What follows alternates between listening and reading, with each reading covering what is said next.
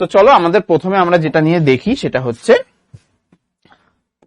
আমাদের জটিল শর্করা এবং তার গঠন। তো এই জটিল শর্করা এবং তার গঠন জানতে গেলে আমাদের প্রথমে সরল শর্করা জানতে হবে, তাই তো? তো সরল শর্করা হিসেবে আমরা কি পড়েছিলাম? এই যে সরল শর্করা, আমরা সরল শর্করার একটা একদম সিম্পল রাসায়নিক গঠন হিসেবে আমরা জানি গ্লুকোজ।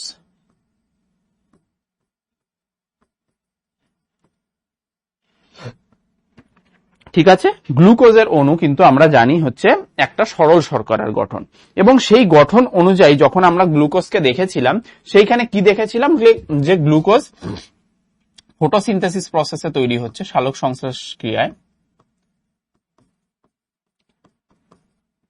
এবং সেই গ্লুকোজের স্ট্রাকচার বা রাসায়নিক গঠন হচ্ছে C6H12O6, তাই তো? এইটা আমরা দেখেছিলাম, এবং এই অনুযায়ী আমরা এর কার্বন, হাইড্রোজেন এবং অক্সিজেনের অনুপাত বের করেছিলাম। এটা আগের চ্যাপ্টারে আমাদের হয়ে গেছে, 1:2:1 অনুপাতে থাকে, দেখেছিলাম এটা আমরা। এইবার এই যে গ্লুকোজ অণু, এইটা হচ্ছে একটা সিম্পল সুগার। এবার এই সিম্পল সুগার, অনেকগুলো সিম্পল সুগার মানে অনেকগুলো গ্লুকোজ অণু বা ওই ধরনের সিম্পল সুগার যদি পরপর জুড়ে, তখন আমাদের তৈরি হয় হচ্ছে জটিল শর্করা। তাহলে জটিল শর্করা কি? সরল শর্করা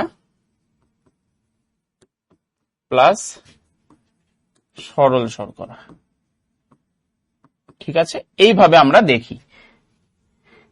ঠিক আছে, তো এইবার এই সরল শর্করা ধরো আমাদের এই যে গ্লুকোজ অণু, এটাকেই যদি আমরা একটা গ্লুকোজ অণু ধরি, একটা সরল শর্করা গ্লুকোজ আর একটা সরল শর্করা হচ্ছে গ্লুকোজ, তাহলে আমাদের কি হচ্ছে? দুটো সরল শর্করা লাগলো। তাহলে দুটো সরল শর্করা যখন থাকছে, সেটা থেকে যেটা তৈরি হচ্ছে সেটা আমাদের কি তৈরি হয়? দ্বি-শর্করা। কারণ এটা এক শর্করা, এটা এক শর্করা, তাই তো? এটা হচ্ছে এক শর্করা, এটাও এক শর্করা, এটা দিয়ে আমাদের কি তৈরি হলো? দ্বি-শর্করা। দ্বি-শর্করা। ঠিক আছে, এবার এই দ্বি-শর্করার উদাহরণ হচ্ছে গ্লুকোজ আর গ্লুকোজ যদি মেলে তাহলে আমরা কি পাই? সেটা হচ্ছে মল্টোজ।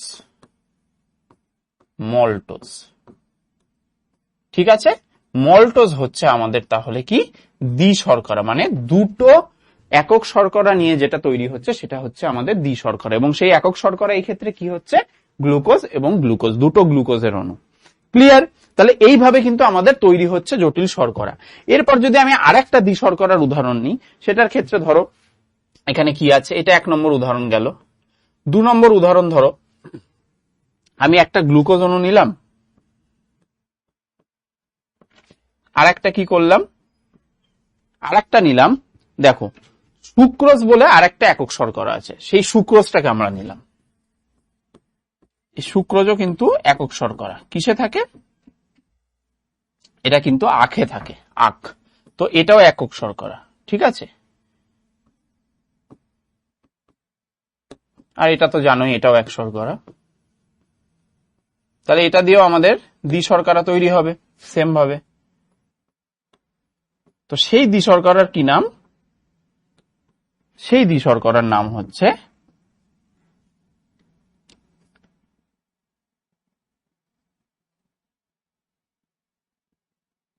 দেখো মল্টোজ। সরি, এখানে একটা জিনিস আমি একটু ভুল করে ফেলেছি, সেটা হচ্ছে এখানে সুক্রোজ না, সুক্রোজ দ্বি-শর্করা, সুক্রোজ তৈরি হবে। ঠিক আছে, এখানে হবে হচ্ছে গ্লুকোজ প্লাস ফ্রুক্টোজ। ফ্রুক্টোজও হচ্ছে এক শর্করার উদাহরণ। ক্লিয়ার? তাহলে আমরা এক শর্করার উদাহরণ কি কি পাচ্ছি? গ্লুকোজ পেলাম, ফ্রুক্টোজ পেলাম, তাই তো? এগুলো সব এক শর্করা। এবার এইটা দিয়ে, এই দুটো দিয়ে যখন তৈরি হচ্ছে, গ্লুকোজ আর ফ্রুক্টোজ যখন মিলছে, তখন আমাদের কি তৈরি হচ্ছে? তখন আমাদের তৈরি হচ্ছে সুক্রোজ। সুক্রোজ। তাহলে সুক্রোজ হচ্ছে আমাদের দ্বি-শর্করা, এবং এটা কিসে থাকে? আখে থাকে, আখ।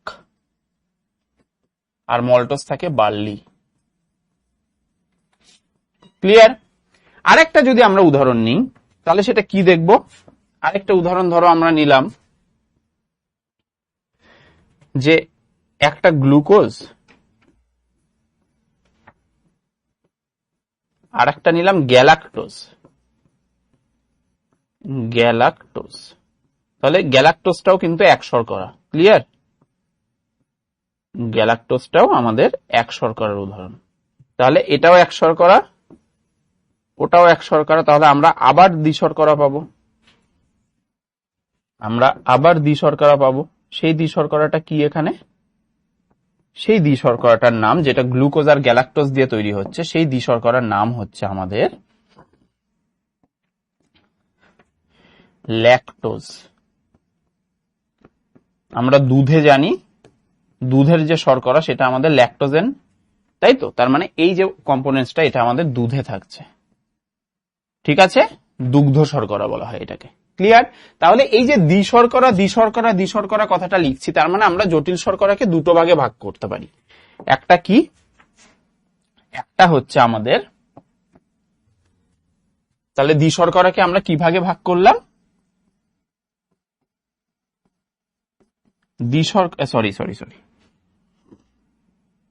জটিল শর্করাকে আমরা কি ভাগে ভাগ করলাম?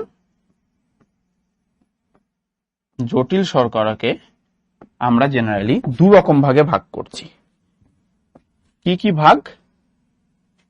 একটা হচ্ছে আমাদের দ্বিশর্করা, এবং আরেকটা হচ্ছে আমাদের বহু শর্করা। ঠিক আছে, তাহলে দ্বিশর্করা যেহেতু দুটো গ্লুকোজ বা দুটো সরল শর্করা নিয়ে হচ্ছে, এইটাকে বলা হয় ডাইস্যাকারাইড। আমরা জানি স্যাকারাইড মানে হচ্ছে আমাদের শর্করা, তাহলে এটা ডাইস্যাকারাইড, আর বহু শর্করা হচ্ছে পলিস্যাকারাইড।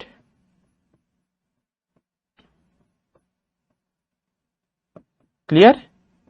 এইবার এই যে দুটো শর্করা, এবার এটার জানি আমরা যে দুটো হচ্ছে সরল শর্করা নিয়ে তৈরি, তাই তো? তাহলে এটা কি দিয়ে তৈরি? দুটি সরল শর্করা নিয়ে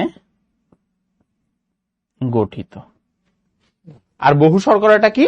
বহু শর্করাটা কিন্তু 10 বা 10 এর বেশি সরল শর্করা নিয়ে গঠিত।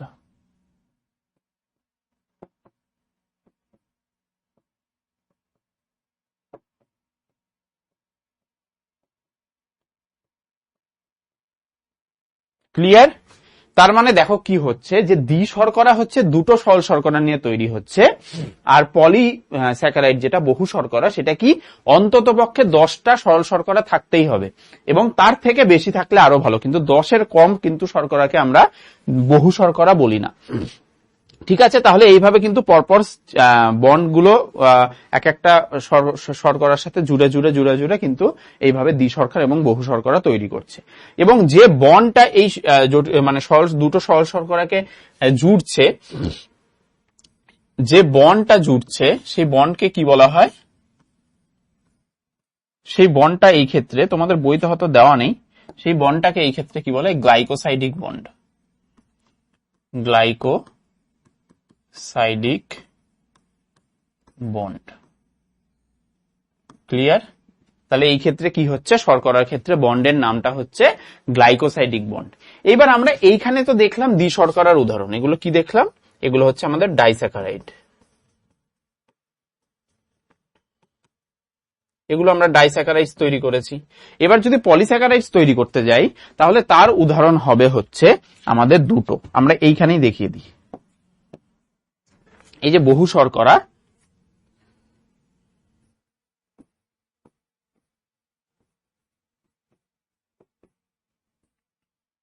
বহু শর্করার উদাহরণ কি হচ্ছে? বহু শর্করার উদাহরণ হচ্ছে আমাদের শ্বেতসার।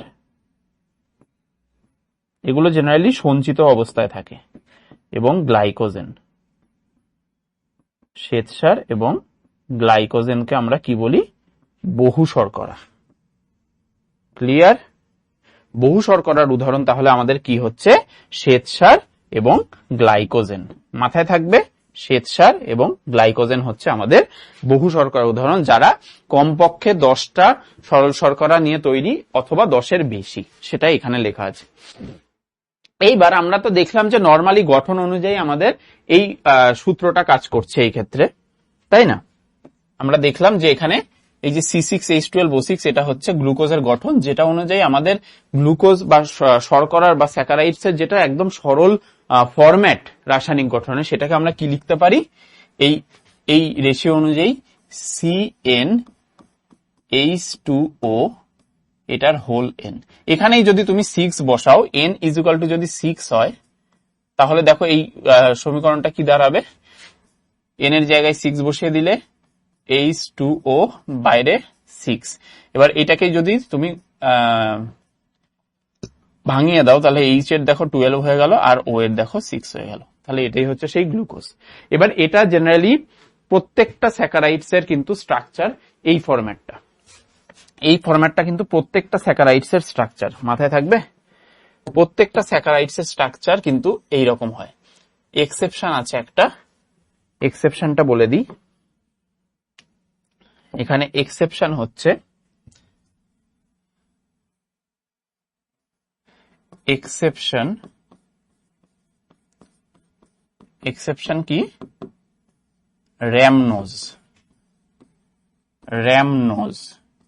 র্যামনোজের স্ট্রাকচার কি? C6H12O5। C6H12O5, দেখো এখানে O6 নেই, তার মানে এই জিনিসটা মানছে না। এটা মাথায় থাকবে। কিভাবে আলাদা হলো?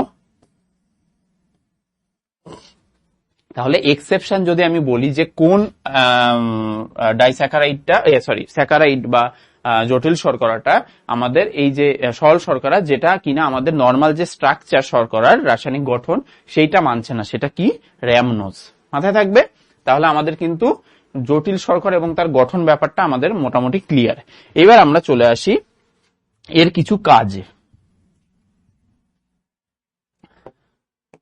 তো দেখো, প্রথমেই আমরা শর্করা হিসেবে জানি যে শর্করার ক্ষেত্রে কিন্তু আমাদের খাবারের, আমরা দৈনন্দিন জীবনে যা খাই তার বেশিরভাগ পরিমাণই কিন্তু আমাদের শর্করা জাতীয় খাবার খাই।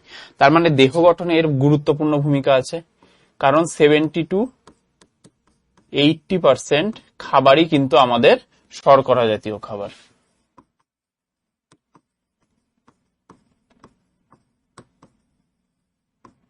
তাই তো আমরা জানি 70 থেকে 80% খাবার আমরা শর্করা জাতীয় খাবার খাই। তো সেইটা ইনডিরেক্টলি বা ডিরেক্টলি কি করছে? আমাদের দেহের যে গঠন সেইটা কিন্তু বাড়াচ্ছে। ক্লিয়ার? আচ্ছা, সেকেন্ড যেটা বলেছে সেটা হচ্ছে আমাদের শক্তি সরবরাহ। তো আমরা জানি যে এই যে সুগার, এই যে ধরো আমরা গ্লুকন ডি খাই, বাইরে থেকে ঘেমে এলাম, বাড়িতে এলাম, এবার আর শরীর দিচ্ছে না, যা ঘাম সব বেরিয়ে গেছে, এবার আমাদের ইনস্ট্যান্ট যে এনার্জি সেটাকে ফেরানোর জন্য আমরা গ্লুকন ডি খাই। তার মানে এটা কি করছে? এটা কিন্তু শক্তি সরবরাহ করছে ইনস্ট্যান্ট এনার্জি প্রোভাইড করে।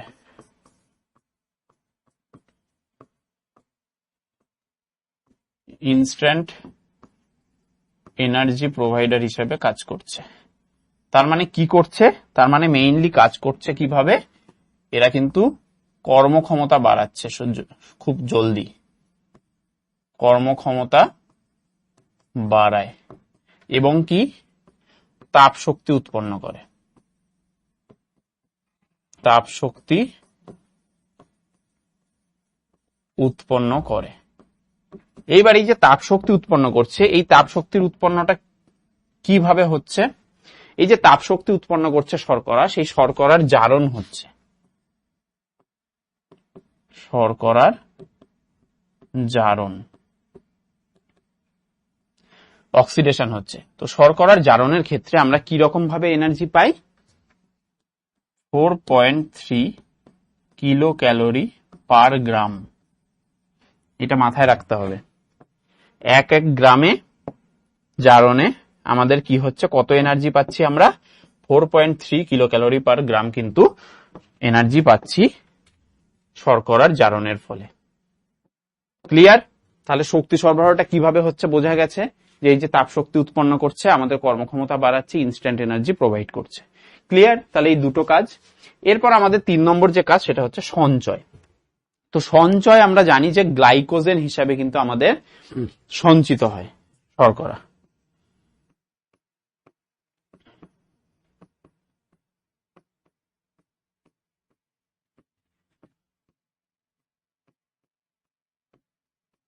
কিসে? যকৃৎ ও পেশি কোষে।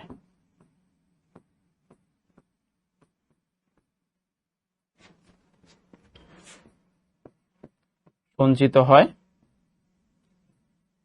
এবং সেই যে সঞ্চিত শক্তি সেটা কখন হয়, খরচ হয়? সেই সঞ্চিত শক্তিটা আমাদের যখন আমরা ধরো যখন খাবার দাবার সেরকম ভাবে খাচ্ছি না, ঠিক আছে, আমাদের যখন খাবারের দরকার, তখন কিন্তু এই যে সঞ্চিত শক্তি সেইটা থেকেই কিন্তু আমাদের এনার্জিটা আমরা ট্রান্সফার হয় এবং সেই না খাওয়া অবস্থায় কিন্তু আমাদের সেই জিনিসটা কিন্তু কাজে লাগে। ক্লিয়ার? তাহলে কি হিসাবে সঞ্চিত হচ্ছে মাথায় রাখতে হবে, গ্লাইকোজেন। ক্লিয়ার? আচ্ছা, এরপর আমাদের আছে হচ্ছে খাদ্য উপাদান। তো খাদ্য উপাদান হিসেবে আমরা কিভাবে পাচ্ছি? আমরা কিছুক্ষণ আগে যখন এটার দ্বিশর্করা এবং যে বহু শর্করার ব্যাপারটা বলছিলাম, তখনই বললাম যে খাদ্য উপাদান হিসেবে আমাদের দ্বিশর্করা কি কি ছিল? Maltose,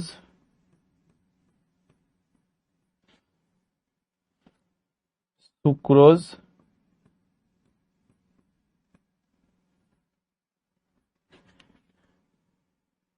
lactose. কোনটা কি কাজ করত? কোনটা কিসে থাকতো? মল্টোজ থাকতো কিসে? আমাদের বার্লি। ঠিক আছে, তাহলে এটা একটা খাদ্য উপাদান যার মধ্যে থেকে আমরা এই শর্করাটা পাবো। সুক্রোজ কিসে থাকছে? ইক্ষু বা আখ বলে এটাকে। ঠিক আছে, আখের রসে, যেটা খুব সুইট হয়। ঠিক আছে, এবং ল্যাকটোজ কি? আমাদের ল্যাকটোজেন মানে দুগ্ধ শর্করা। ক্লিয়ার? তাহলে আমরা দ্বিশর্করার ব্যাপারটা দেখলাম এবং পলিস্যাকারাইড যেগুলো, সেগুলো বিভিন্ন রকম কিন্তু কাজে আসে। তো এইগুলো হচ্ছে আমাদের খাদ্য উপাদান, মাথায় থাকবে। চলো তাহলে আমরা এবার পরের স্লাইডে চলে যাই। আমাদের শর্করা কমপ্লিট। এবার আমরা চলে আসছি আমাদের কি নিয়ে? প্রোটিন নিয়ে। তো প্রোটিন ব্যাপারটা বলতে গেলে আমাদের প্রথমেই মাথায় আসে কি? মাথায় আসে আমাদের অ্যামাইনো অ্যাসিড।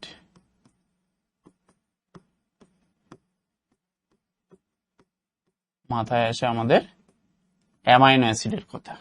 এবং প্রোটিনকে আমরা আরেক কথায় কি বলি? আমিষ। এবং এই প্রোটিন কিন্তু আমাদের জীবদেহের বা জীবকোষের সবচেয়ে গুরুত্বপূর্ণ উপাদান।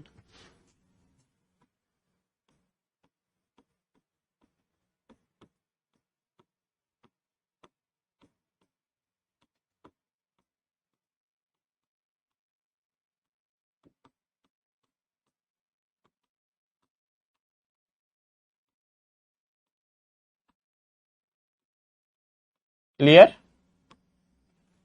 কারণ প্রত্যেকটা কোষে যখন তৈরি হয় তখন আমাদের কি, আপনারা যদি কোষের একটা স্ট্রাকচার দেখি, আমাদের জেনারেলি লিপিড আর প্রোটিনের স্তর দিয়ে গঠিত একটা কোষ। এটা আমরা পড়ব, এটা কোষ পর্দা। ঠিক আছে, এগুলো লিপিড, এর মধ্যে একটা প্রোটিন থাকছে, আবার লিপিড থাকছে। ঠিক আছে, এইগুলো হচ্ছে প্রোটিন। তারপর উপরেও থাকছে, নিচেও থাকছে, মানে ভেতরেও থাকছে। এইগুলো কিন্তু এক একটা প্রোটিন। মাথায় থাকবে। তাহলে আমাদের প্রত্যেকটা কোষের কিন্তু একটা গুরুত্বপূর্ণ উপাদান হচ্ছে প্রোটিন। এইবার এই যে অ্যামাইনো অ্যাসিড, এইটাকে আমরা কি বলতাম? যে প্রোটিনের গঠনগত একক। তাই বলতাম গঠনগত একক। অ্যামাইনো অ্যাসিড, এবার এই অ্যামাইনো অ্যাসিড গুলো কিন্তু পরপর জুড়ে কিন্তু আমাদের প্রোটিন তৈরি করছে। তো সেটা কিভাবে করছে? আমরা অ্যামাইনো অ্যাসিডের স্ট্রাকচার কি দেখেছিলাম? অ্যামাইনো অ্যাসিডের স্ট্রাকচার দেখেছিলাম, এটা হচ্ছে আমাদের সাইড চেন, যেটা ভেরিয়েবলের জন্য আমাদের প্রোটিন গুলো নাম আলাদা আলাদা হয়ে যায়। একদিকে দেখেছিলাম কার্বক্সিল মূলক, আর একদিকে দেখেছিলাম অ্যামিনো মূলক। এইটা হচ্ছে আমাদের মেইন অ্যামাইনো অ্যাসিডের স্ট্রাকচার ছিল। এইবার এইটার সাথে কিভাবে জুড়ে জুড়ে জুড়ে জুড়ে এই পলিপেপটাইড শৃঙ্খল তৈরি করছে, এবং সেই পলিপেপটাইড শৃঙ্খলই কিন্তু ধীরে ধীরে পরে পেপটাইডস এবং প্রোটিনে পরিণত হয়। তো কিভাবে করছে সেটা আমরা একটু দেখে নিই। তো প্রথমে কি হচ্ছে, একটা অ্যামাইনো অ্যাসিড ধরো থাকছে, এটাকে আমরা আরো ভেঙে নিই।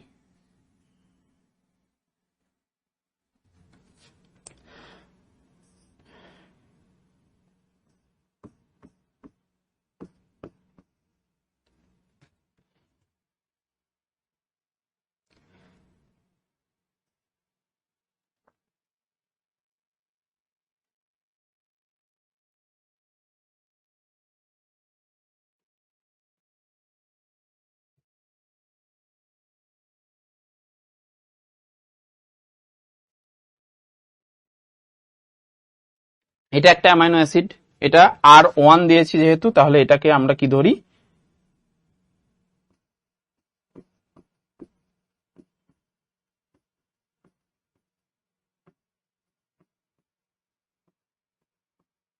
Amino acid 1।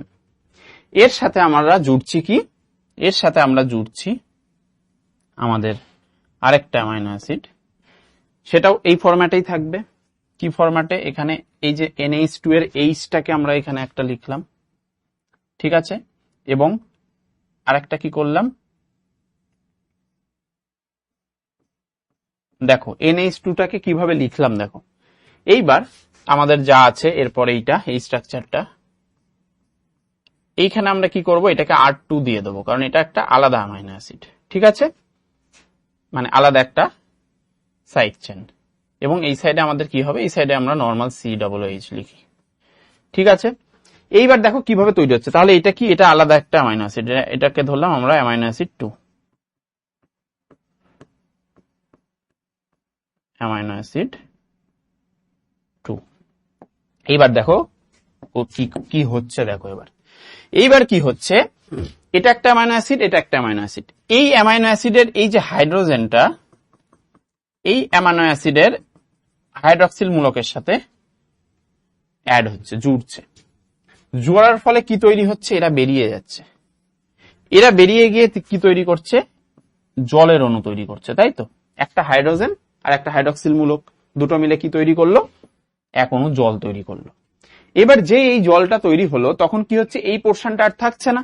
এই পোর্শনটা যদি চলে যায়, আমাদের এবার এই পুরো দুটো স্ট্রাকচার, দুটো অ্যামাইনো অ্যাসিডের স্ট্রাকচার জুড়ে যাবে। জুড়ে গিয়ে কি তৈরি হবে?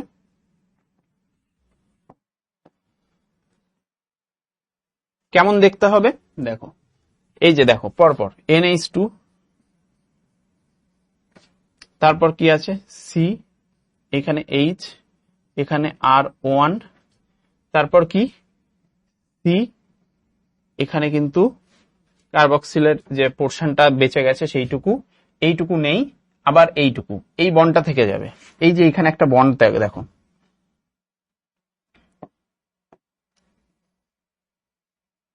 এইখানে একটা বন্ড, এই বন্ডটা এইটার আর এইটার মিলে একটা বন্ড তৈরি হয়েছে। এবং তারপর আমাদের কি আছে?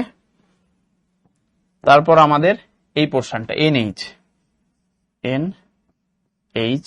তারপর কি CH, তারপর এখানে আরেকটা সাইড চেন COOH। এইটা তৈরি হচ্ছে আমাদের একটা পলিপেপটাইড। এটা কি তৈরি হলো? বা ডাইপেপটাইড বলা যায়। এইবার এই যে বন্ডটা তৈরি হলো না, এই যে বন্ডটা তৈরি হলো, এই বন্ডটাকে আমরা কি বলবো? এই বন্ডটাকে আমরা বলি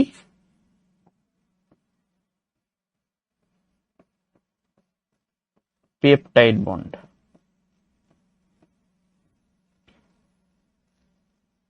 খুব ইম্পর্টেন্ট এটা, কিভাবে তৈরি হলো সেটা বোঝাটা, পেপটাইড বন্ড কি করে তৈরি করলাম। ঠিক আছে, এবং এই স্ট্রাকচারটাকে জেনারেলি, এই যে স্ট্রাকচারটা এইখান থেকে এতটা, এই স্ট্রাকচারটা দিয়ে কিন্তু কোশ্চেন আসে। এই স্ট্রাকচারটা তুলে দেয় এবং দিয়ে বলে যে এটা কি বোঝাচ্ছে, এটা কি বন্ড বা কি ধরনের। দেখো আমরা গ্লাইকোসাইডিক বন্ডে কি করেছিলাম, দুটো সল শর্করাকে জুড়েছিলাম, দ্বিশর্করা তৈরি করছিলাম। তো সেম কিন্তু এইখানে পেপটাইড বন্ডটাও কিন্তু সেম কাজ করছে। ঠিক আছে, পেপটাইড বন্ডটাও তাহলে সেম কাজ করছে। এবার এইরকম ভাবে অজস্র যখন পরপর জুড়বে, এখানে তো আমরা দুটো অ্যামাইনো অ্যাসিড নিয়েছিলাম, এরকম ভাবে পরপর পরপর পরপর জুড়ে জুড়ে কি হবে, পলিপেপটাইড শৃঙ্খল তৈরি করবে। কি তৈরি করবে,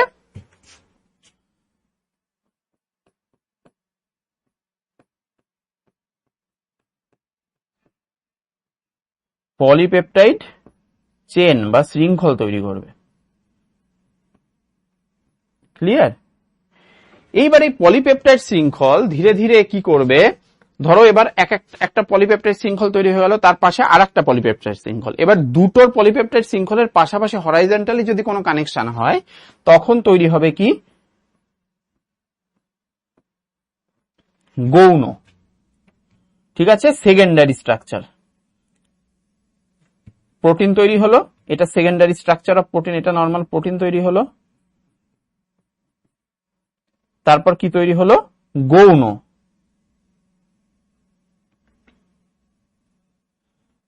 গৌণ গঠন, কিসের গৌণ গঠন, প্রোটিনের। এবং সেটা যদি আরো ভাঁজ খায়, এরপরে যদি আরো ভাঁজ খায় ধীরে ধীরে, আরো হয়তো কিছু ইন্টারনাল কিছু বন্ড গঠন করলো, এবং ধীরে ধীরে সেটা কিসে পরিণত হয়, 3D স্ট্রাকচারে পরিণত হয়। 3D স্ট্রাকচারে পরিণত হয়ে যায়। কারণ প্রোটিন কিন্তু এত ইজিলি পাওয়া যায় না, মানে একদম সিম্পল একটা চেনের মতো সেরকম না, প্রোটিন কিন্তু খুব জটিল স্ট্রাকচার।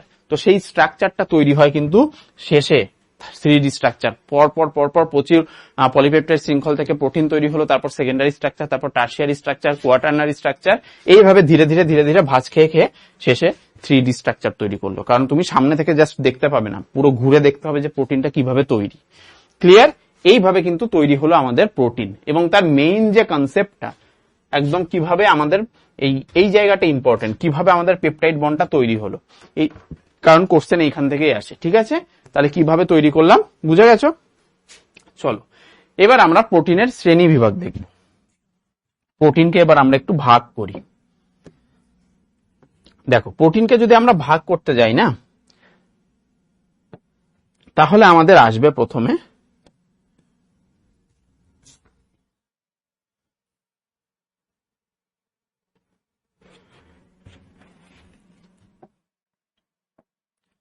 আমরা প্রোটিনকে 3 রকম ভাবে ভাগ করি।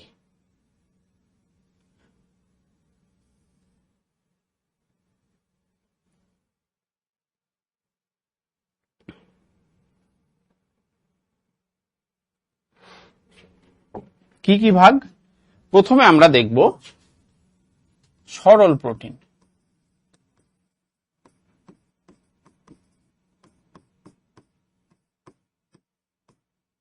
ঠিক আছে, কি দেখবো আমরা? আমরা দেখব সরল প্রোটিন। তো সরল প্রোটিন কি? যে প্রোটিন অন্য কিছুর সাথে কিন্তু যুক্ত হচ্ছে না, নর্মাল অবস্থায় যেমন অ্যামাইনো অ্যাসিডের সাথে অ্যামাইনো অ্যাসিড সেইভাবেই তৈরি হচ্ছে, আলাদা কিছু আর কিছু হচ্ছে না। ঠিক আছে, সেইটাকে আমরা সরল প্রোটিন বলি। তাহলে কি লিখব? যে সকল প্রোটিন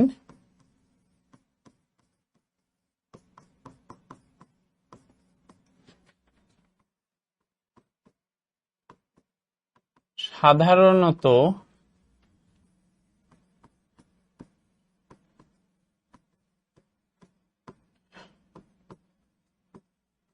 অ্যামাইনো অ্যাসিডের সরল গঠনের মাধ্যমে তৈরি হয়, কোনো কিছুর সাথে অ্যাটাচ না হয়ে।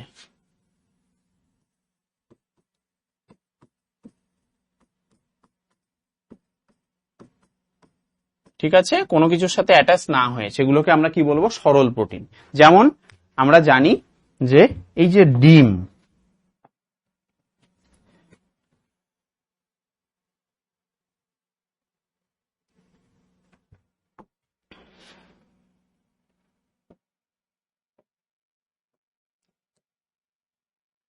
একটা ডিমের স্ট্রাকচার কিন্তু কি বোঝায়, এই যে ডিমের যে সাদা পোর্শনটা, ঠিক আছে, ডিমের সাদা অংশ, সেখানে কি প্রোটিন থাকে, সেখানে কিন্তু সরল প্রোটিন থাকে। সেই প্রোটিনটার নাম কেউ বলতে পারবে? সেই প্রোটিনটার নাম হচ্ছে অ্যালবুমিন প্রোটিন। কি প্রোটিন থাকছে এর মধ্যে? এর মধ্যে থাকছে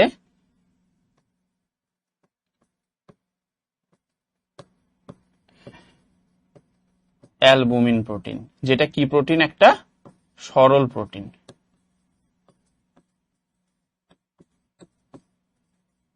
ক্লিয়ার? তাহলে আমরা সরল প্রোটিনের উদাহরণ কি পড়লাম? অ্যালবুমিন।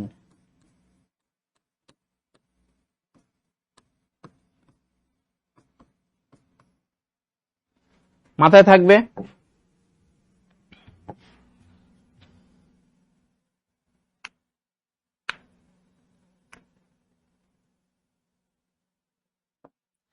এইবার আমাদের সেকেন্ড যে প্রোটিনটা আসছে সেটা হচ্ছে যুগ্ম প্রোটিন।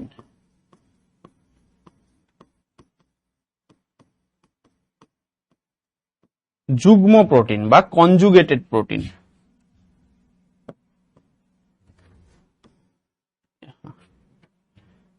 কি আসছে আমাদের? আসছে যুগ্ম প্রোটিন। তাহলে যুগ্ম প্রোটিনের ডেফিনেশন কি বললাম? যে সকল প্রোটিন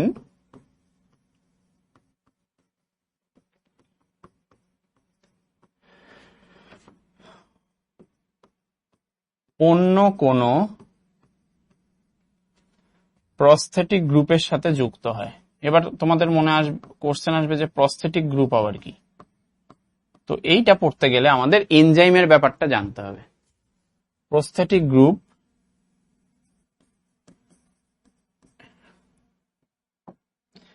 এর সাথে যুক্ত হয়ে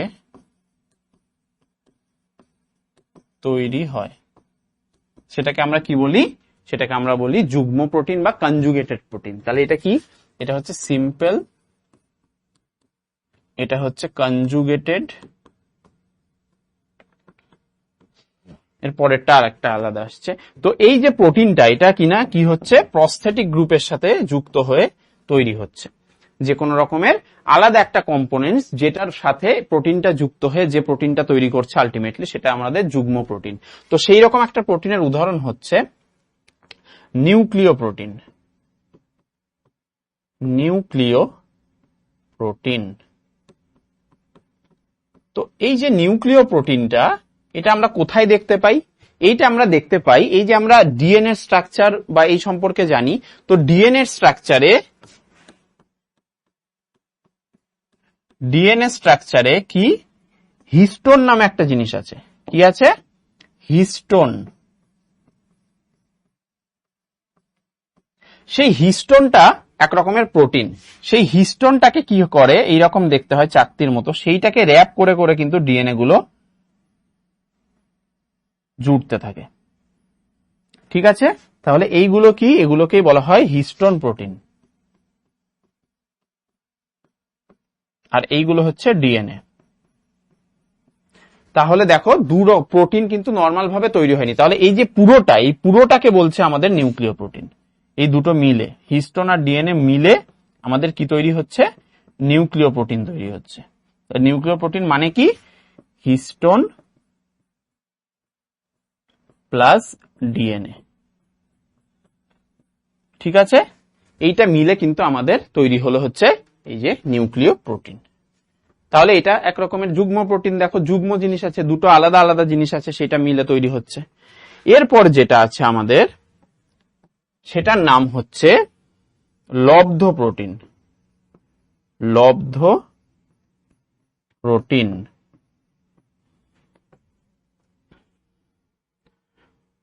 তো এই লব্ধ প্রোটিন যদি বলতে চাই, তাহলে লব্ধ প্রোটিন কিন্তু আমরা জেনারেলি পাই না, নর্মাল ভাবে পাই না।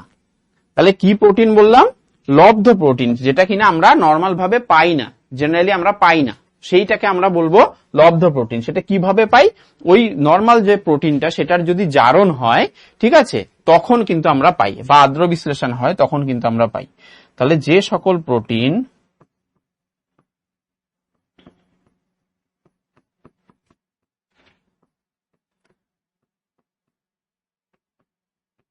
সাধারণভাবে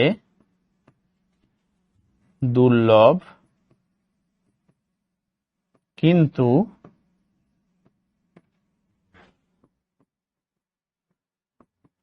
প্রোটিনের জারণ বা আদ্র বিশ্লেষণের ফলে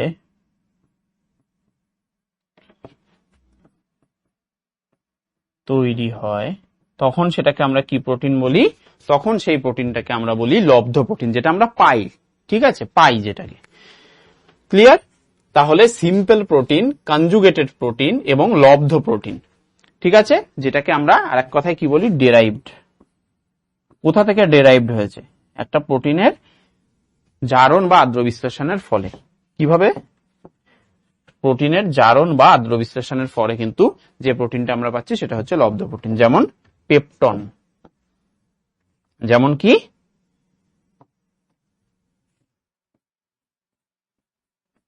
পেপটন। পেপটন হচ্ছে এক প্রকার লব্ধ প্রোটিন। যদি প্রোটিনকে আমরা আদ্র বিশ্লেষণ করি তাহলে সেখান থেকে ধীরে ধীরে আমরা কি পাই? পেপটন পাই। ক্লিয়ার? তাহলে প্রোটিনের শ্রেণীবিভাগ তিনটে, কোন রকম কনফিউশন নেই। চলো তাহলে আমরা এবার এগোই কাজের দিকে। কাজের দিকে এগোতে গেলে আমাদের প্রোটিনের যে মেইন ভূমিকা সেটা হচ্ছে দেহ গঠন।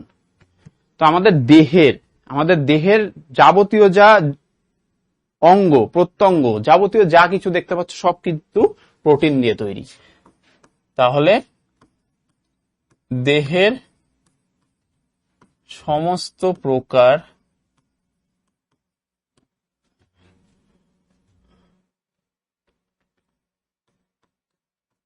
অংশ সমূহের প্রথম ও প্রধান উপাদান হলো প্রোটিন। ক্লিয়ার? কোষ গঠনেও সাহায্য করত, কোষের যে কোষ পর্দা সেগুলোর যে মেইন কম্পোনেন্টস গুলো সব কিন্তু প্রোটিন দিয়ে তৈরি। তাহলে মেইন জিনিসটাই কিন্তু আমাদের প্রোটিন তৈরি করছে। আচ্ছা, এইবার আরেকটা কি আছে? সেকেন্ড যে পয়েন্ট আছে সেটা আছে দেহের ক্ষয়পূরণ এবং বৃদ্ধি সাধন। তো আমরা জানি দেহে যে কোনো রকমের বিপাক ক্রিয়ার ফলে যেসব ক্ষয়গুলো হচ্ছে সেই ক্ষয়টাকে পূরণ করতেও কিন্তু আমাদের প্রোটিন সাহায্য করে। এই কারণে আমরা বেশি পরিমাণে মাছ, মাংস, ডিম, যে জাতীয় খাবারে আমাদের প্রোটিন থাকে সেগুলো আমরা বেশি করে খেতে চাই বা খেতে বলি, বা ডাক্তারও প্রেসক্রাইব করে। তো আমাদের মেইনলি 4.3 কিলো ক্যালোরি পার গ্রাম, এইটা হচ্ছে আমাদের কি? আমাদের এই যে শক্তি উৎপন্ন হয় একটা প্রোটিনের জারণের ফলে, সেটা হচ্ছে এইটা, যেটা কিনা 4.2 ছিল হচ্ছে কোনটাই ছিল? সেটা হচ্ছে আমাদের শর্করায় ছিল। সেখানে এটা হচ্ছে 4.3 কিলো ক্যালোরি পার গ্রাম। ক্লিয়ার? তো এইভাবে আমাদের তাহলে কিভাবে দেহের ক্ষয়পূরণ হচ্ছে এবং বৃদ্ধি সাধন হচ্ছে? এই দুটো পরস্পর ওতপ্রোতভাবে জড়িত। যে এই যে বিপাক ক্রিয়াগুলো হচ্ছে, বিভিন্ন বিপাক ক্রিয়ার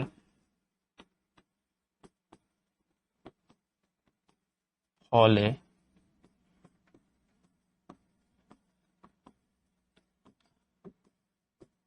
দেহের ক্ষয় সমূহকে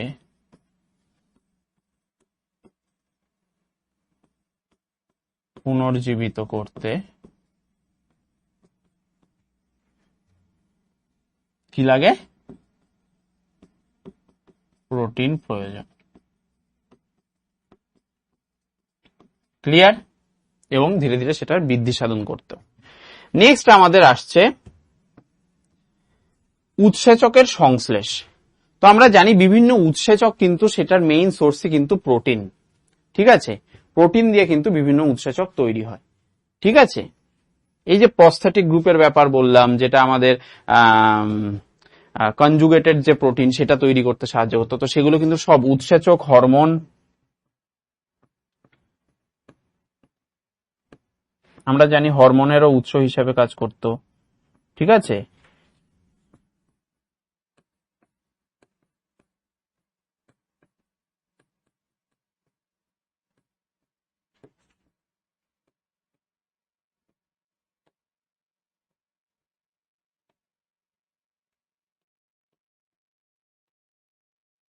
ক্লিয়ার? তাহলে উৎসেচক হরমোন এগুলো তৈরিতেও কিন্তু প্রোটিন কিন্তু মুখ্য ভূমিকা পালন করছে। তাহলে এই হচ্ছে মোটামুটি আমাদের প্রোটিনের কাজ। আরো তো প্রচুর কাজ আছে, প্রোটিনের কাজের কোনো শেষ নেই। আচ্ছা, এরপর আমাদের চলে আসবে হচ্ছে ফ্যাট বা লিপিড, তাই তো? এটাকে আমরা কি বলি? ইংলিশ টার্মে বলি এটাকে আমরা লিপিড, লিপিড বা স্নেহ পদার্থ বলা হয়। তো এগুলো জেনারেলি একটু অয়েলি টাইপের সাবস্টেন্স, তেল জাতীয়, এই ধরনের ব্যাপারটা থেকে এই স্নেহ পদার্থের ধারণাটা এসছে। তো আমরা সরল বা ক্ষুদ্র অণুসমূহের মধ্যে, মাইক্রোমলিকুলস এর মধ্যে আমরা কি পড়েছিলাম?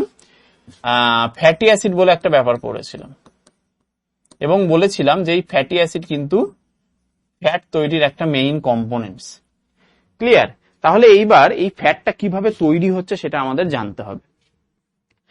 এইটার ক্ষেত্রে মেইন যে ব্যাপারটা, যেটার ক্ষেত্রে গুরুত্ব দিতে হবে, সেটা হচ্ছে স্ট্রাকচারটা, ফ্যাটের স্ট্রাকচারটা কিভাবে তৈরি হয়। তো এই ফ্যাটটা বানাতে গেলে আমাদের এখানে একটা নর্মাল একটা ভার্সন দেখাই, যে ফ্যাট যদি আমাদের বানাতে হয় তাহলে আমাদের মেইনলি কি লাগবে? মেইনলি লাগবে হাইড্রক্সিল মূলকওয়ালা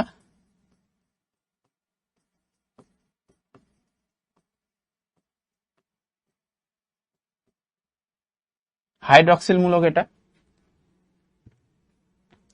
আচ্ছা, হাইড্রক্সিল মূলকওয়ালা কি লাগবে আমাদের?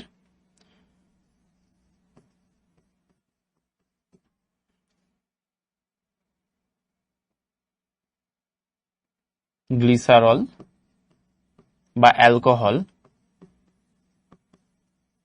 দেখাবো এগুলো স্ট্রাকচার কিভাবে হচ্ছে দেখাবো। হাইড্রক্সিল মূলকওয়ালা গ্লিসারল লাগবে, এবং তার সাথে কি লাগবে? তার সাথে আমাদের লাগবে ফ্যাটি অ্যাসিড। এই দুটো মিললে কি তৈরি হবে? এই দুটো মিললে তৈরি হবে আমাদের এস্টার।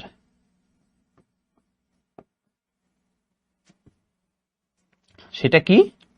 যদি একটা ফ্যাটি অ্যাসিড জোড়ে, one molecule of fatty acid জোড়ে, তাহলে আমাদের তৈরি হবে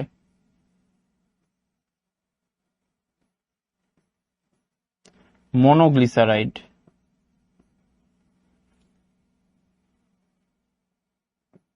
মনোগ্লিসারাইড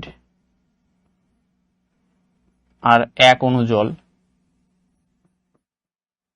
ঠিক আছে, যদি one molecule of fatty acid হয়। দেন যদি two molecule of fatty acid হয়, তাহলে কি হবে? তাহলে হয়ে যাবে ডাইগ্লিসারাইড।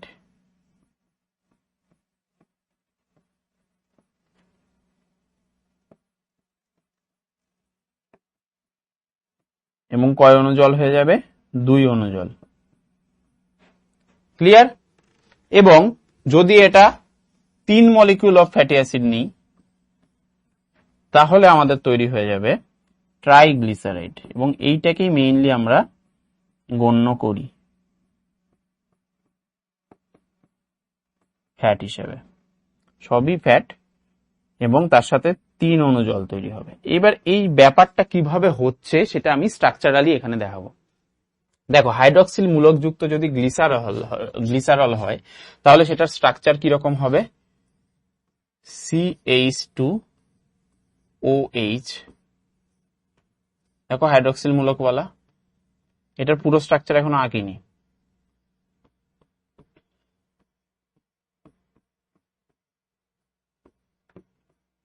এটা কি করলাম?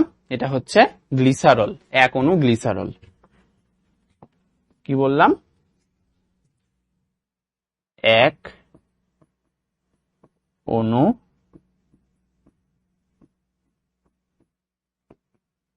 গ্লিসারল।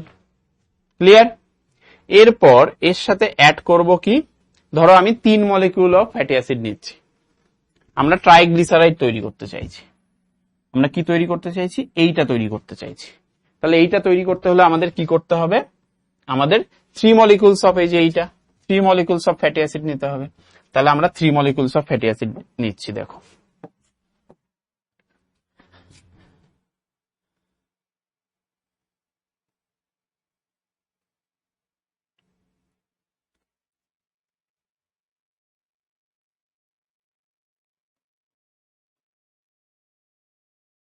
এটা একটা মলিকিউল অফ ফ্যাটি অ্যাসিড, এটা আলাদা। দেখো R2 R1 এগুলো আলাদা আলাদা হয়ে যাচ্ছে।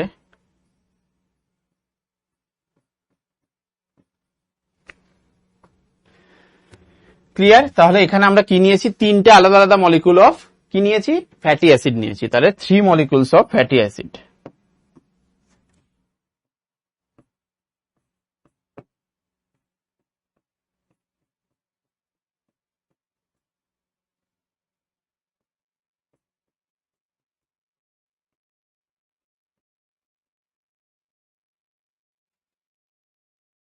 ক্লিয়ার? এইবার আমাদের তৈরি করব আমরা কি? ট্রাইগ্লিসারাইড এবং 3 অণু জল। দেখো কিভাবে তৈরি হচ্ছে, এইটাকে ঠিকভাবে দেখবে। দেখো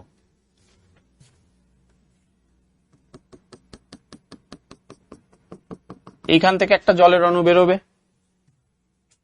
আচ্ছা সরি, এইখানে একটু ভুল হয়েছে, এখানে একটু স্ট্রাকচারালি ভুল হয়েছে। কি হবে? এই জায়গাগুলো, ও এর জায়গাগুলো এইচ হবে।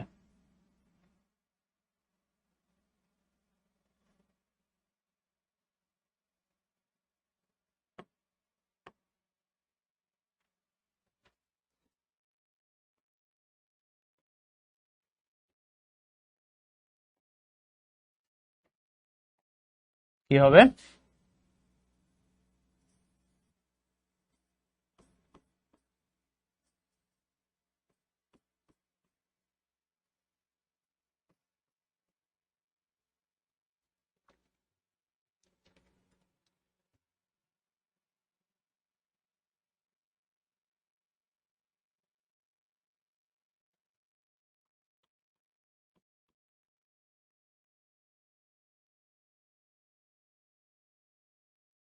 দেখো এইবার আমরা করব হচ্ছে জলের বিয়োজন। তাহলে এইখান থেকে একটা জল বেরোবে, এইটা থেকে আরেকটা জল বেরোবে আরেক অণু, এবং লাস্ট হচ্ছে এইটা থেকে, তাই তো? তাহলে 3 অণু জল বেরোচ্ছে। এইখান থেকে একটা বেরোচ্ছে, এইখান থেকে একটা বেরোচ্ছে, এইখান থেকে একটা বেরোচ্ছে।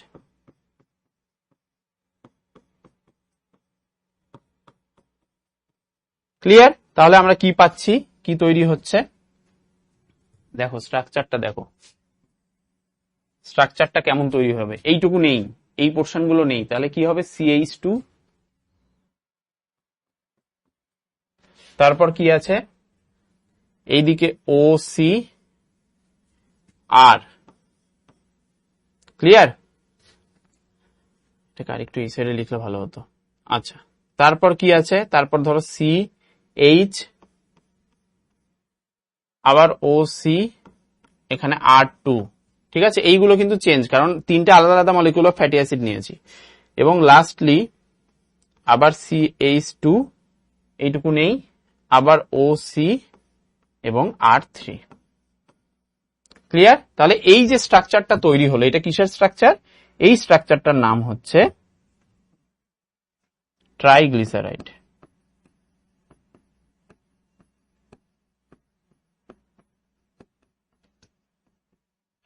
ক্লিয়ার? ট্রাইগ্লিসারাইড তৈরি হলো 1 মলিকিউল অফ, এক অণু, কত? এক অণু ট্রাইগ্লিসারাইড তৈরি হলো পুরোটা যুক্ত হয়ে, এবং তার সাথে কত? এই দেখো, একটা জল, দুটো জল, তিনটে জল, তাহলে 3 অণু অফ ওয়াটার।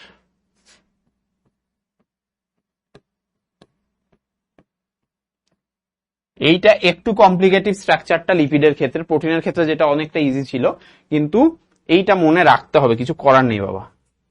ঠিক আছে, যে 1 অণু of glycerol 3 molecules of fatty acid, সেটা থেকে তৈরি হচ্ছে আমাদের ট্রাইগ্লিসারাইড, যেটা কিনা লিপিড, এবং 3 অণু জল তৈরি হচ্ছে। এই হচ্ছে টোটাল আমাদের মোটামুটি ফ্যাটের রাসায়নিক গঠন। আচ্ছা, এইখানে একটা জিনিস আমি বলতে চাই, ফ্যাটের ক্ষেত্রে একটা কোলেস্টেরল বলে একটা ব্যাপার আছে। কি ব্যাপার আছে? ফ্যাটের ক্ষেত্রে কোলেস্টেরল বলে একটা ব্যাপার আছে। কোলেস্টেরল এটা কি? কোলেস্টেরল জিনিসটা কি? কোলেস্টেরল জিনিসটা হচ্ছে রক্তে অবস্থিত স্টেরল, বা রক্তে পাওয়া যায় এরকম স্টেরলকে আমরা কোলেস্টেরল বলি। ঠিক আছে, এটাও কিন্তু এক রকমের লিপিড। স্টেরল মানে এক রকমের লিপিড। ঠিক আছে, এগুলো কিন্তু এক রকমের লিপিড। এইবার রক্তে অবস্থিত স্টেরল, কিন্তু সেই লিপিড গুলোর পরিমাণ আমাদের রক্তে একটা লিমিটেড থাকা উচিত, না হলে কিন্তু আমাদের অসুবিধা হবে। ঠিক আছে, এইটার যে সাধারণ পরিমাণ সেটা হচ্ছে প্রতি 100 গ্রামে এর পরিমাণ কত?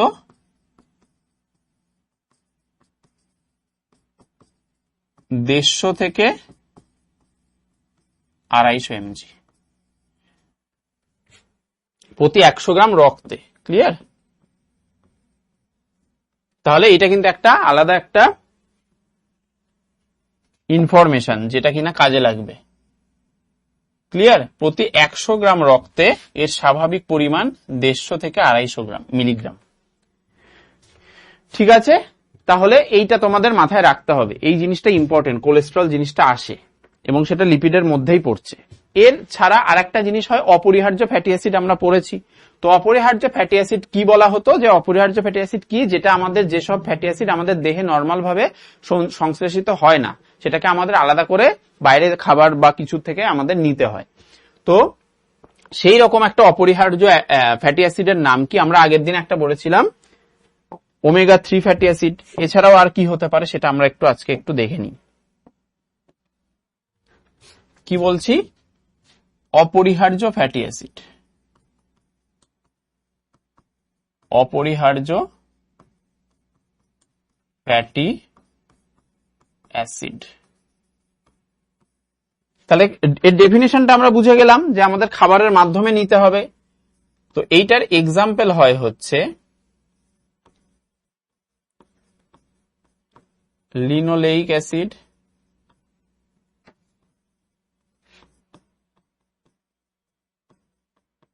Linolenic acid,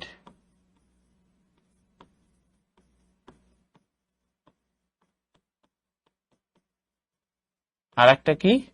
arachidonic acid.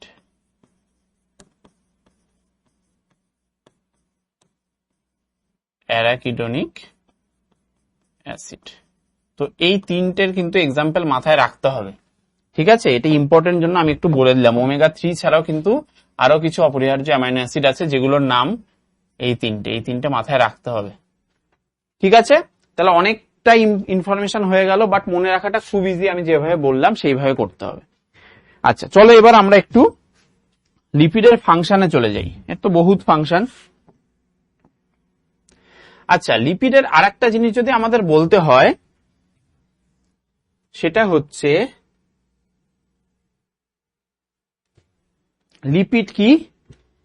এই যে স্নেহ জাতীয় পদার্থ, সেই ব্যাপারটা আমাদের কিসে কাজ করে? সেটা হচ্ছে আমাদের শক্তির উৎস হিসেবেও কাজ করে। তো এই ক্ষেত্রেও আমাদের সেই শক্তি কিভাবে, কতটা কি পাচ্ছি, সেটা আমাদের জানতে হবে। তো শক্তির উৎস হিসেবে এখানে তৈরি হচ্ছে কত? 9.3 kilo calorie per gram. What happened?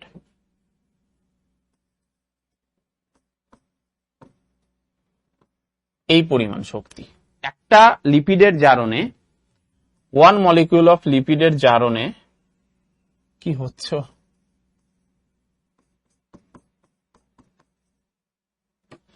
আবার কি শুরু হয়েছে পাগলামো?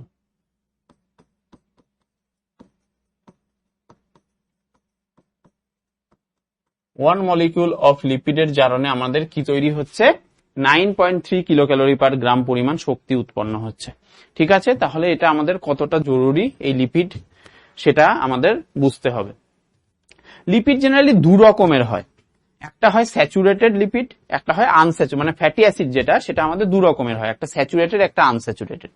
ঠিক আছে, মানে স্যাচুরেটেড মানে কি, যেটার ক্ষেত্রে কোন রকম বন্ডিং থাকে না, যে এই যে ভেতরের যে দ্বিবন্ধন বা ত্রিবন্ধন সেই ব্যাপারটা থাকে না, এবং এই ফ্যাটি অ্যাসিড গুলো কি হয়, নর্মাল যে উষ্ণতা সেগুলো উচ্চ গলনাঙ্ক বিশিষ্ট, মানে কঠিন থাকে। ঠিক আছে, সেই ক্ষেত্রে আমাদের সেটাকে আমরা বলি স্যাচুরেটেড ফ্যাট। আর আনস্যাচুরেটেড ফ্যাট যেটা, সেটার ক্ষেত্রে আমাদের কি হয়, দ্বিবন্ধনী বা দ্বিযোজী বা ত্রিযোজী বন্ধনী থাকে, এবং সেটা আমাদের নর্মাল যে উষ্ণতা সেই উষ্ণতায় কি থাকে, তরল থাকে, যেমন অয়েল এগুলো। আর কঠিন যেগুলো সেগুলো আলাদা রকমের লিপিড, মানে একটু হার্ডি লিপিড। ঠিক আছে, তো সেই ক্ষেত্রে আমাদের তাহলে কি শক্তির উৎস হিসাবে কাজ করছে, এবং সেই ক্ষেত্রে কতটা পরিমাণ শক্তি এক মলিকিউল অফ লিপিডের জারণে পাচ্ছি, সেটা হচ্ছে আমাদের 9.3 কিলো ক্যালোরি পার গ্রাম। ক্লিয়ার? আচ্ছা, এইবার পরের যে ফাংশনটা সেটা আমাদের কি বলেছে, খাদ্য ভান্ডার। খাদ্য ভান্ডার হিসাবে কি কাজ করছে? আচ্ছা, এখানে জাস্ট আমি যেহেতু মুখে বললাম তো এটা একটু লিখেই দিই। ফ্যাটি অ্যাসিড যেটা, আমি জানি না এটা ডান্সিং করতে করতে কোথায় কোথায় চলে যাচ্ছে, দেখো আবার চলে গেল। এই যে ফ্যাটি অ্যাসিড, এইটা কি দু রকমের হয়, একটা স্যাচুরেটেড, তোমাদের বইতে নেই সেরকম ভাবে, আর একটা হয় আনস্যাচুরেটেড।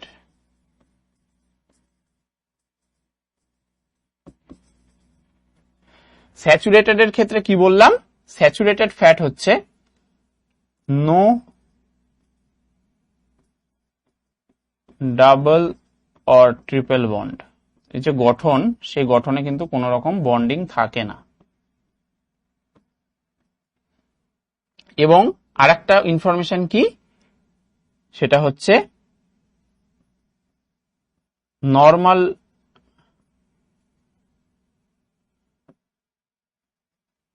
টেম্পারেচারে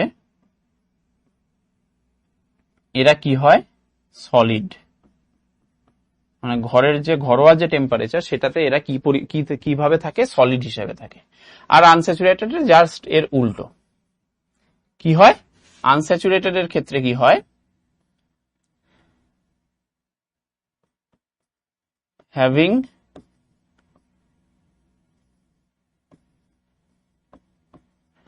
ডাবল, কার ঘাড়ে কে চলে যাচ্ছে, ট্রিপল বন্ড, আর একটা কি, এরা নর্মাল টেম্পারেচারে কি থাকে, লিকুইড থাকে।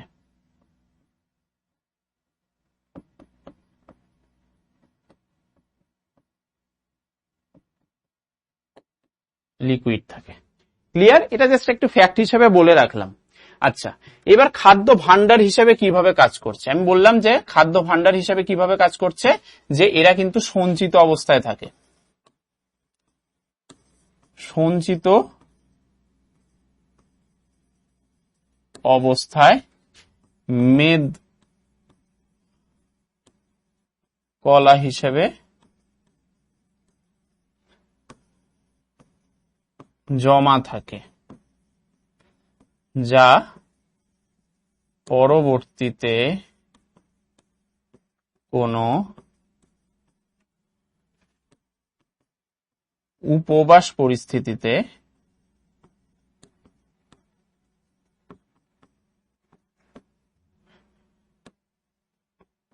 খাদ্যের যোগান হিসেবে কাজ করে।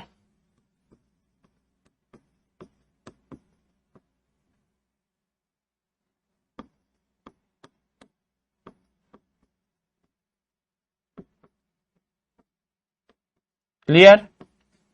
কিভাবে এখানে খাদ্য ভান্ডার এবং এই যে ব্যাপারটা, এই ব্যাপারটাই খাদ্যের ভান্ডার তৈরি করছে আমাদের দেহের ভেতরে, এই যে সঞ্চিত খাদ্য হিসেবে। ক্লিয়ার? এরপর আমাদের তাপ নিয়ন্ত্রণ হিসেবে কিভাবে কাজ করছে, তাপ নিয়ন্ত্রণের ক্ষেত্রে কিভাবে কাজ করছে। তো আমাদের এই যে তাপ নিয়ন্ত্রণের যে ব্যাপারটা, মানে যে লিপিড জাতীয় যে ব্যাপারগুলো থাকছে সেগুলো আমাদের ইনসুলেটর হিসেবে কাজ করে, আমাদের দেহের ইনসুলেটর হিসেবে কাজ করে।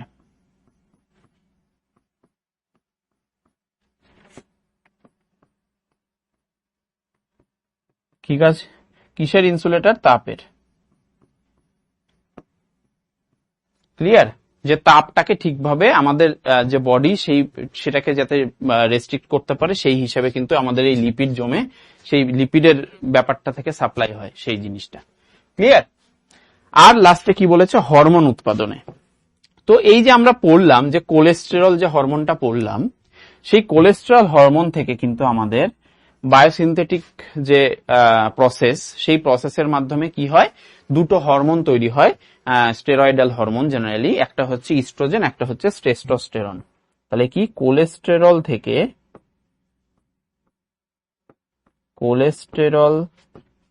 থেকে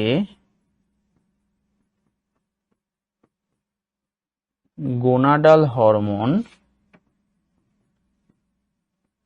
কি কি গোনাডাল হরমোন? একটা হচ্ছে ইস্ট্রোজেন আর একটা হচ্ছে টেস্টোস্টেরন। ইস্ট্রোজেন কাদের থাকে? মেয়েদের। আর টেস্টোস্টেরন পুরুষদের। তো এই যে দুটো হরমোন, এই দুটো হরমোনের তৈরিতেও কিন্তু সাহায্য করে।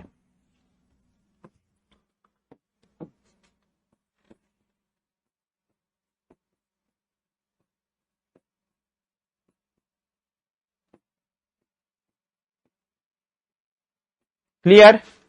তাহলে আমরা দেখে নিলাম যে কিভাবে লিপিড কাজ করছে, লিপিডের আমাদের যে দেহের গঠন সংগঠন সেগুলোতে কিভাবে তার ভূমিকা আছে সেগুলো আমরা দেখে নিলাম। এইবার আমরা চলে আসি আরেকটা মেইন ম্যাক্রোমলিকিউলস, যেটা কিনা নিউক্লিওটাইড দিয়ে তৈরি হতো, সেটার নাম হচ্ছে নিউক্লিক অ্যাসিড। তাহলে এর যে গঠনগত একক সেটা কি? নিউক্লিওটাইড।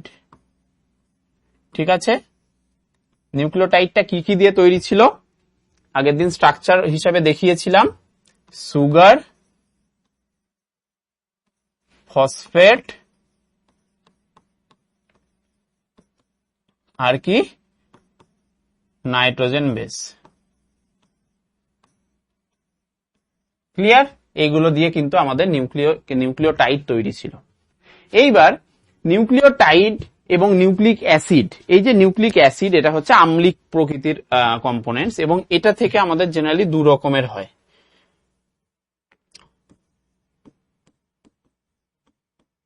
দু প্রকার নিউক্লিক অ্যাসিড আমরা দেখতে পাই। আগের দিনই দেখিয়েছিলাম। কি কি দেখিয়েছিলাম? একটা কি?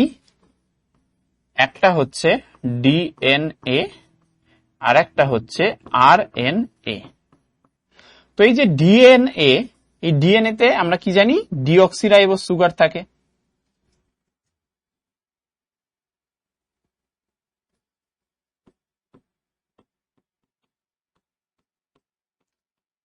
ডিঅক্সিরাইবোজ সুগার থাকে, এটা জানি ডিএনএ। আর কি থাকে?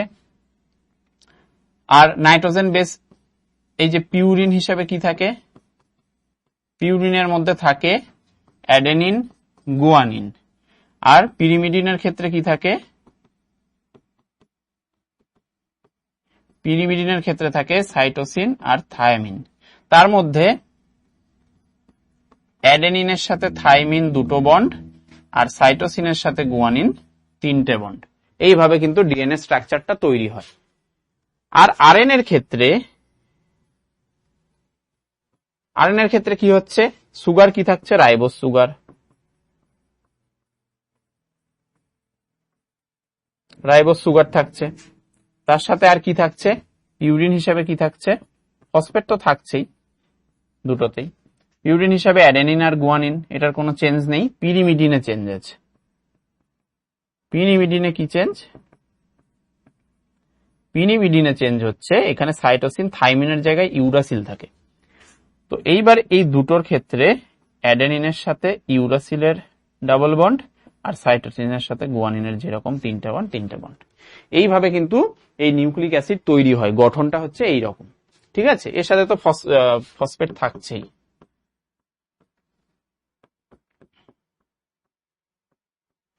ক্লিয়ার? এইবার যদি আমি কাজে চলে আসি, তাহলে কাজ কি, এই যে ডিএনএ এর কাজ কি?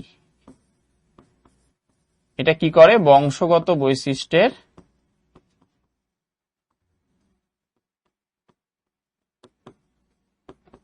ধারক ও বাহক হিসাবে কাজ করে, তাই না? আমরা জানি তো জেনেটিক বস্তু, তো এটা কি জেনেটিক বস্তু। আচ্ছা, আর আরএনএ এর ক্ষেত্রে কি হয়? আরএনএ থেকে আমাদের রাইবোজোম গঠন হয়, রাইবোজোম গঠনে সাহায্য করে, এবং রাইবোজোম গঠনে সাহায্য করলে সেখান থেকে ধীরে ধীরে আরেকটা কি কাজ হবে? প্রোটিন তৈরিতে সাহায্য করে, প্রোটিন সংশ্লেষ।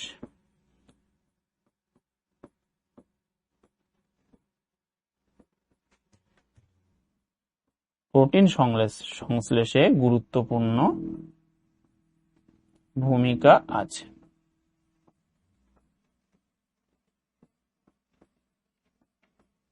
ক্লিয়ার? এইটুকু একদম নিউক্লিক অ্যাসিড একদম ক্লিয়ার। চলো, এর চেয়ে বেশি কিছু নেই নিউক্লিক অ্যাসিডে। আচ্ছা, এইবার এইখানে একটা মেইন যে ব্যাপার আছে সেটা হচ্ছে এটিপি। এটিপি এটার ফুল ফর্ম কি? Adenosine T for try, P for phosphate, adenosine triphosphate. কি বললাম? Adenosine triphosphate. আচ্ছা, এইবার এই যে অ্যাডিনোসিন ট্রাইফসফেট, এইটা কিভাবে তৈরি হচ্ছে এবং সেখান থেকে কিভাবে এটা আমাদের এনার্জি কারেন্সি হিসাবে কাজ করছে? তো অ্যাডিনোসিন ট্রাইফসফেটটা মেইনলি তৈরি হয় অ্যাডিনোসিন মনোফসফেট থেকে। অ্যাডিনোসিন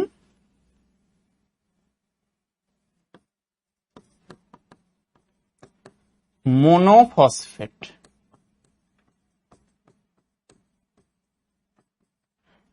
সেটার সাথে কি হয়? একটা ফসফেট জোড়ে। এবার এই ফসফেট গুলোর এনার্জি স্টোর করার ক্ষমতা আছে, এনার্জি স্টোর ক্যাপাসিটি আছে। ক্লিয়ার? এর মাধ্যমে কি হয়? এডিপি তৈরি হয়। এইটা ছিল কি? AMP, adenosine monophosphate. এখান থেকে কি তৈরি হলো? Adenosine diphosphate.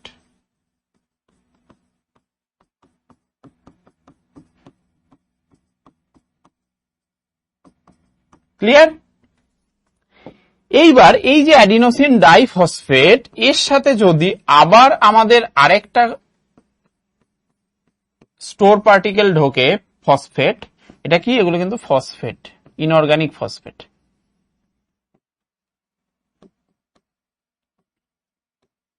যতবার জুড়বে ততবার শক্তি স্টোর হতে থাকবে, ঠিক আছে? তাহলে এইবার তৈরি করবে আমাদের এটিপি, অ্যাডিনোসিন ট্রাইফসফেট।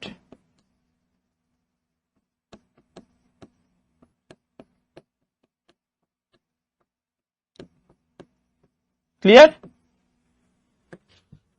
আচ্ছা, এইবার এই যে পুরো ব্যাপারটা গেল, এই যে এটিপির মেইন ভূমিকা দেখা যায় কিসে? শ্বসনে। শ্বসনের ইংলিশ হচ্ছে রেসপিরেশন। এই যে রেসপিরেশন, এর ক্ষেত্রে কি হয়? উল্টো প্রসেসটা হয়, এটিপিটাকে ভাঙতে থাকে। এতক্ষণ স্টোর হচ্ছিল শক্তি, এবার এটিপি ভাঙবে। ব্রেক হলে কি হবে? ADP plus PI.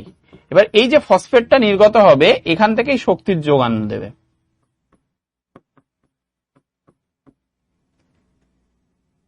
এবং যাবতীয় যা কাজ, বিপাক কাজ হোক, যা কাজ এই শ্বসনের ক্ষেত্রে হোক বা যে ক্ষেত্রেই এটিপি লাগছে সেটাকে ভাঙতে হচ্ছে, তখন কিন্তু এইখান থেকেই শক্তিটা পাওয়া যায়। এইবার যদি এডিপিটাকে আবার ভাঙে, তাহলে এএমপি আবার পিআই, এবং সেই পিআইটাই আবার এখানে শক্তির যোগান দেবে। এইভাবে জিনিসটা হয়। এবং যদি তোমরা দেখো যে কোশ্চেন করতে পারো যে তাহলে এক অণু যদি এটিপির, যেগুলো আমরা লিপিড প্রোটিন ফ্যাটের ক্ষেত্রে দেখছিলাম, সেরকম যদি এক অণু এটিপির যদি জারণ হয় তাহলে কি হয়? এক অণু এটিপি এর জারণে কি হবে 7.3 কিলো ক্যালোরি পার গ্রাম শক্তি মুক্তি হবে। ক্লিয়ার? তাহলে ভাবো এক অণু এটিপির ক্ষেত্রে কতটা পরিমাণ শক্তি কিন্তু বেরোচ্ছে, 7.3। ক্লিয়ার? তাহলে আমাদের এনার্জি কারেন্সিটা কিভাবে কারেন্সিটা তৈরি হচ্ছে বুঝতে পেরেছো? এই কারণেই কিন্তু এনার্জি কারেন্সি ব্যাপারটা বলছে। কারেন্সি আমরা টাকা পয়সাকে বলি, এখানে এনার্জিকে বলা হচ্ছে, এবং এটিপিটা কিভাবে সেইটা জেনারেট করছে সেটা বোঝা গেল। চলো তাহলে আমাদের মোটামুটি ম্যাক্রোমলিকিউলস কমপ্লিট। এরপর আমরা পরের দিন চলে আসবো কি নিয়ে, ভিটামিন আর মিনারেলস। তাহলে আমাদের বায়োমলিকিউলস বা এই যে মলিকিউলস গুলো পড়ছিলাম সেইগুলো কমপ্লিট। তারপর আমরা সেলের স্ট্রাকচার, সেলে ঢুকবো। আচ্ছা, এইবার দেখো এখানে একটা কোশ্চেন দিয়েছে যে এইটা একটা স্ট্রাকচার দেখিয়েছে, এই স্ট্রাকচারটা পাশের রাসায়নিক এই গঠনটা সেটা ডটেড লাইন দিয়ে কি বোঝানো হয়েছে, কোন বন্ধনীটা বোঝানো হয়েছে, মানে এই যে এইটা দেখো, এটা ডট ডট ডট ডট দেওয়া আছে, এই বন্ধনীটা কি বন্ধনী, এটা কিসের স্ট্রাকচার দেখে বুঝতে পারছো? দেখো সি ডাবল বন্ড ও এদিকে এনএইচ। তো এইরকম একটা স্ট্রাকচার তৈরি হয়েছিল, আমাদের মনে আছে?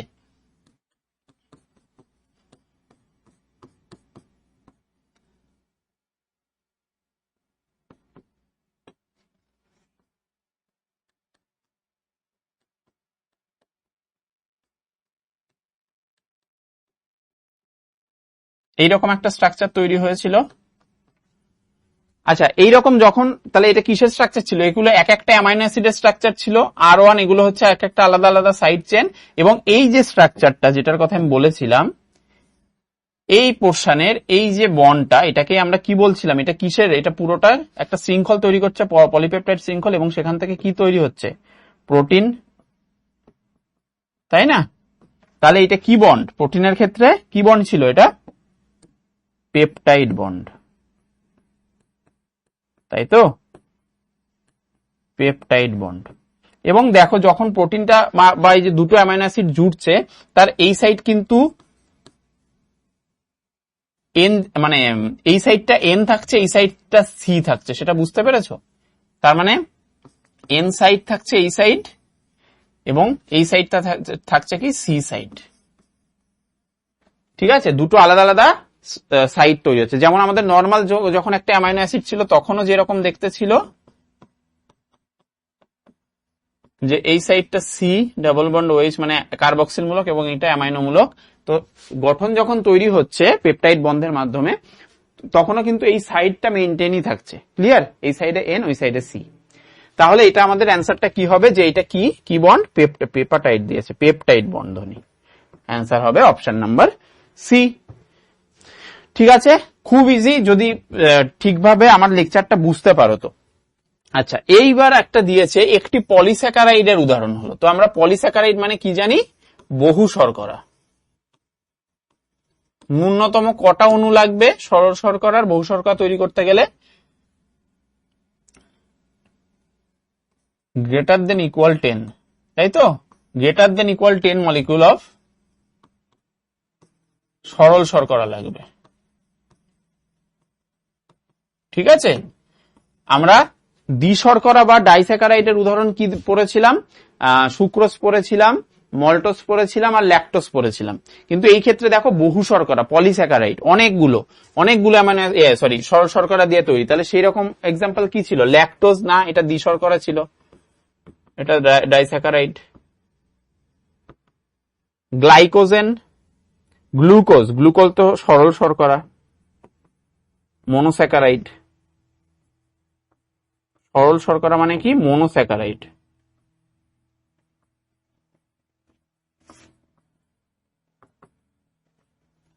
সুক্রোজ, এটাও ডাইস্যাকারাইড।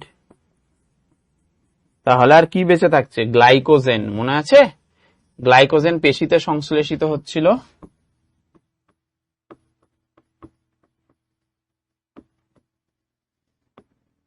বা সঞ্চিত হচ্ছিল।